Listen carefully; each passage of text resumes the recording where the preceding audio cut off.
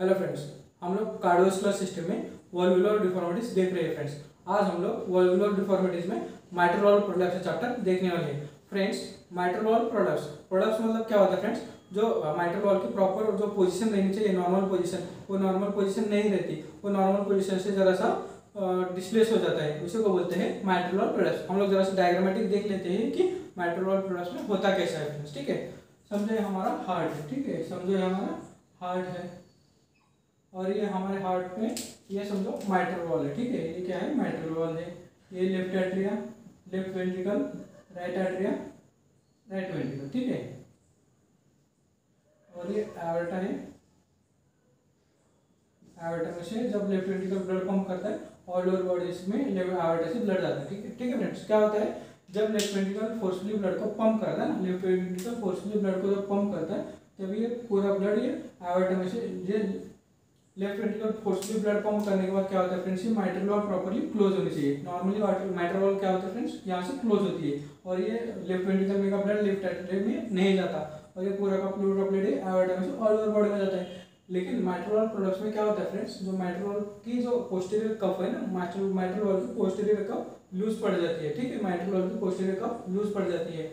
जो नॉर्मली समझो mitral valve की जो नॉर्मल पोजीशन ये नॉर्मल क्लोज होना चाहिए ना। ठीक है, माइट्रल वॉल्व क्लोज होनी चाहिए। ठीक है, लेफ्ट वेंट्रिकल फोर्सफुली ब्लड को पंप करने के बाद माइट्रल वॉल्व क्लोज होनी चाहिए। लेकिन माइट्रल वॉल्व प्रोलैप्स में ये पोस्टीरियर कफ लूज पड़ जाने की वजह से माइट्रल वॉल्व का जैसे बल्जिंग हो जाता है। ठीक है, माइट्रल वॉल्व यहाँ से बल्जिंग होती है और ये पैराशूट टाइप, ठीक है, इसको क्या बोलते हैं friends, parachute type mitral valve ऐसे ऊपर की तरफ जाते हैं। पैराशूट टाइप माइट्रल वॉल्व ऊपर की तरफ जाती है और some part of blood left ventricle से लेफ्ट एट्रियम में लीक होता है। ठीक है, some part of blood left ventricle से लेफ्ट एट्रियम में लीक होता है।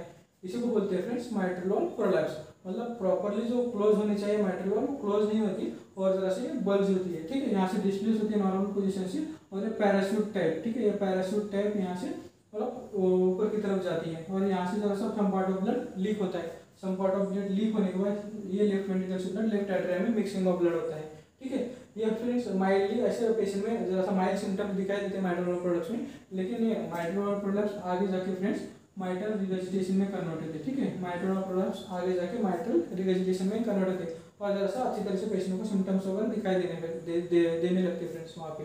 ठीक है, अब हम लोग जरा सा देख लेते हैं कि कहाँ पे सीन वगैरह होता है mitral valve prolapse friends. Commonly it is seen in young woman में। ठीक है, commonly it is seen in young woman with familial illness. जैसे इसके जेनेटिक प्रेडिस्पोजिशन फैक्टर्स भी रहते हैं यहाँ पे जी, लेकिन जो सबसे ज़्यादा मेल से ज़्यादा फीमेल में ज़्यादातर पाए जाते हैं और ये फैमिली हिस्ट्री वगैरह जिसको है उसमें ये भी ज़्यादातर दिखाई देती है फ्रेंड्स। ठीक है, क्योंकि उसको जेनेटिक फैक्टर्स भी है उसके।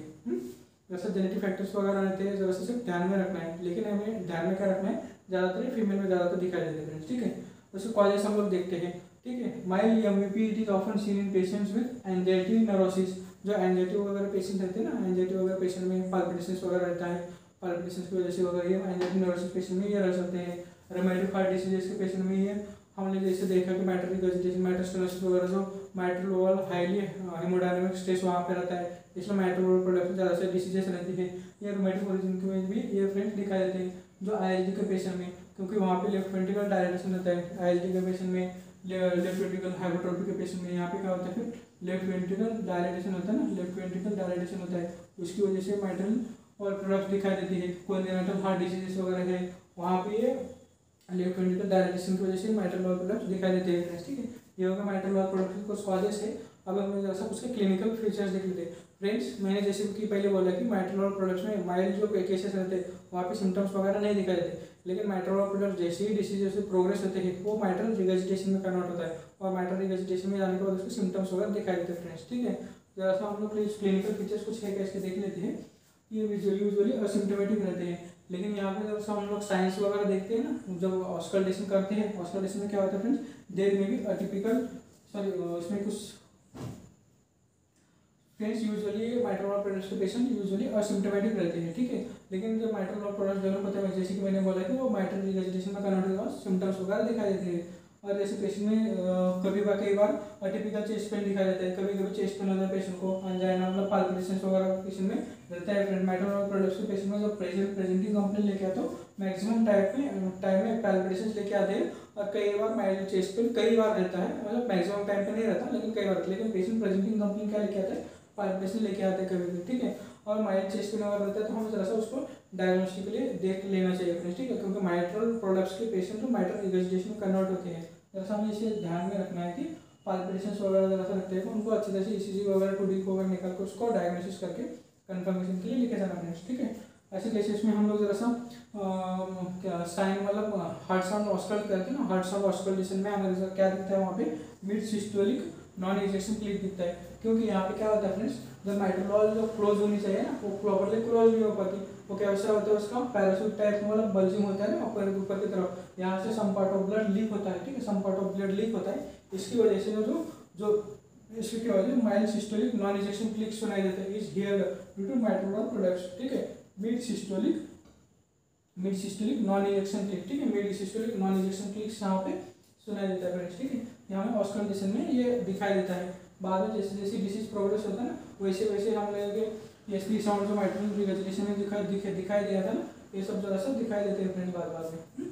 हम लोग जैसे उसको कॉम्प्लिकेशन देख लेते हैं, जैसे कि मैंने अभी बोला कि माइट्रल प्रोडक्ट्स का जो कॉम्प्लिकेशन सबसे ज़्यादा है वो माइट्रल रिगर्जिटेशन है, ठीक है। यहाँ पे सीवियर माइट्रल रिगर्जिटेशन दिखाई देते हैं पेशेंट में, कॉम्प्लिकेशन में माइट्रल प्रोडक्ट्स के पेशेंट में सबसे ज़्यादा माइट्रल रिगर्जिटेशन होता है।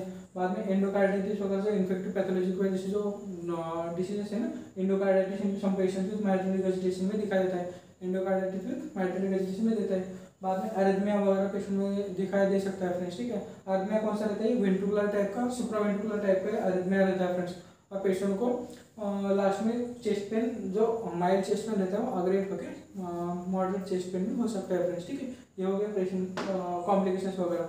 अब हम लोग जरा सा उसके इन्वेस्टिगेशन देख लेते हैं फ्रेंड्स। इन्वेस्टिगेशंस में जो माइट्रल प्रोडक्ट्स के कारण जो ईसीजी में चेंजेस आते हैं ना, वो ईसीजी के चेंजेस जरा सा आईएसडी के टाइप में रहते हैं, मतलब क्या होता है, मे बी नॉर्मल और मे सो टी-वेव इन्वर्जन दिखाई देते हैं, लेकिन कहाँ पे, जो इंफीरियर लीड में, सेकंड थर्ड एवी में, ठीक है, इंफीरियर लीड में ये टी-वेव इन्वर्जन दिखाई दे सकता है। और लैटरल लीड में मतलब लैटरल लीड्स में कौन से, लैटरल लीड के V4 V6 लीड्स में भी, V4 V5 V6 लीड्स में ये भी, लैटरल लीड के V4 V5 V6 लीड में भी टी-वेव इन्वर्जन दिखाई देता है फ्रेंड्स। लेकिन हमें डायग्नोस्टिक के लिए देखना है तो फ्रेंड्स हमें अच्छी तरह से ऑस्कल्टेशन करना है, और ऑस्कल्टेशन के बाद कुछ उसको अबनॉर्मलिटीज लगती है तो हमें 2D को करके देखना है।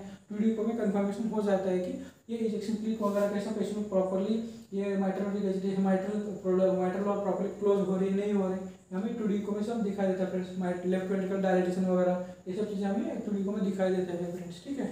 उसके हम लोग ट्रीटमेंट पे पार्ट पे आते हैं फ्रेंड्स। माइट्रल प्रोडक्ट्स के ट्रीटमेंट में माइल्ड केसेस में हमें पहले डायग्नोसिस करना है, ठीक है।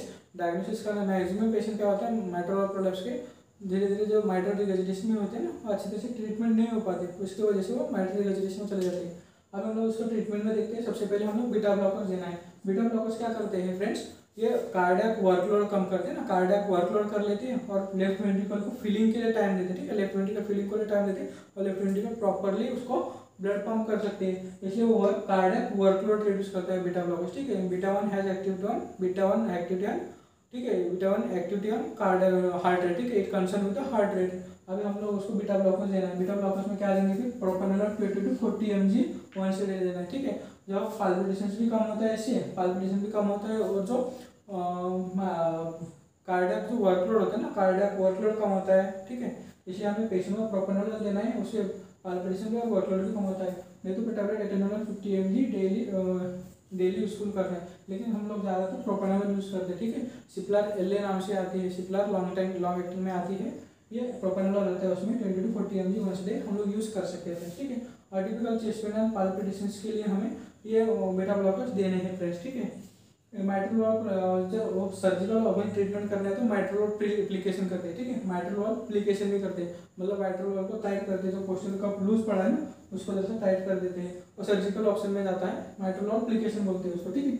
माइट्रल वॉल एप्लीकेशन और रिप्लेसमेंट, माइट्रल वॉल रिप्लेसमेंट में भी it is would required for some severe mitral regurgitation. जैसे माइट्रल रिगर्जिटेशन में हमने ट्रीटमेंट में देखा पिछले लेक्चर में, माइट्रल रिगर्जिटेशन भी करने को जमता है और माइट्रल वॉल एप्लीकेशन भी। मैक्सिमम टाइम में हम लोग माइट्रल रिगर्जिटेशन करते हैं। माइट्रल रिगर्जिटेशन के पेशेंट में हम लोग माइट्रल वॉल रिप्लेसमेंट करते हैं, ठीक है, क्या करते हैं, माइट्रल वॉल रिप्लेसमेंट करते हैं, ठीक है। अनलोडेशन एस्पिरिन एंड एस्पिरिन वगैरह देना है, क्योंकि वो क्या होता है यहाँ पे समझो इजेक्शन क्लिक वगैरह समझो some part of blood leak होता है ना, यहाँ से जो क्या होता है फ्रेंड्स इम्बोलस क्या हो सकता है, इम्बोलस भी हो सकता है, ठीक है, यहाँ पे इम्बोलस फॉर्मेशन भी हो सकता है। इसलिए ये prophylaxis for TI, prophylaxis for TI मतलब ट्रांसइस्केमिक अटैक वगैरह, इसको प्रोफिलैक्सिस के लिए हम लोग जो है एस्पिरिन और एंटीकोगुलेशन भी देने रहते हैं फ्रेंड्स, ठीक है। इसलिए माइट्रल वॉल प्रोलैप्सिस सबसे पहले हम लोगों ने इसकी डेफिनेशन मतलब क्या क्या कैसे कैसे तैयार होते हैं, उसका पैथोफिजियोलॉजी देखी, कॉजेज देखी, कॉम्प्लिकेशंस क्या क्या आते हैं, उसके इन्वेस्टिगेशन वगैरह हम ले लेंगे, देखे ट्रीटमेंट क्या क्या करना है देखना देखा फ्रेंड्स, ठीक है। ट्रीटमेंट में हम लोगों ने सर्जिकल ऑप्शन क्या क्या रहती है, ये सब चीज़ें देखी हैं। इसलिए हमें माइट्रल वॉल प्रोलैप्स हम लोग ज़्यादातर मैक्सिमम ओपीडी में मतलब जो हार्ट साउंड अच्छी तरह से ऑस्कल्ट करते हैं उसको माइट्रल वॉल प्रोलैप्स जो रहती है वो ओपीडी में भी डायग्नोस हो सकती है फ्रेंड्स। इसके लिए जरा सा अच्छी तरह से उसको ऑस्कल्ट करना रहता है। ऑस्कल्टेशन में क्या आता है फिर मिड सिस्टोलिक क्लिक रहता है, ठीक, मिड सिस्टोलिक इजेक्शन क्लिक रहता है। जो क्लोजर ऑफ S1 साउंड मतलब क्या होता है, closure of mitral and tricuspid valve, closure of mitral and tricuspid valve closure रहता है ना S1 साउंड, वो प्रॉपर्ली क्लोज नहीं हो पाता, जरा सा कैसे पैरासिटिक ऊपर की तरफ जाता है, इसलिए मिड सिस्टोलिक क्लिक दिखाई देता है, क्योंकि सम पार्ट ऑफ ब्लड यहाँ से लीक होता है ना, इसकी उसी की वजह से यहाँ पे मिड सिस्टोलिक क्लिक दिखता है, ठीक है, नॉन इजेक्शन क्लिक बोलते हैं इसको, मिड सिस्टोलिक क्लिक भी होता है यहाँ पे। ये इस तरह से हमें डायग्नोस कर सकते हैं फ्रेंड्स, बाद में 2D के बाद में कंफर्मेशन हो ही जाता है।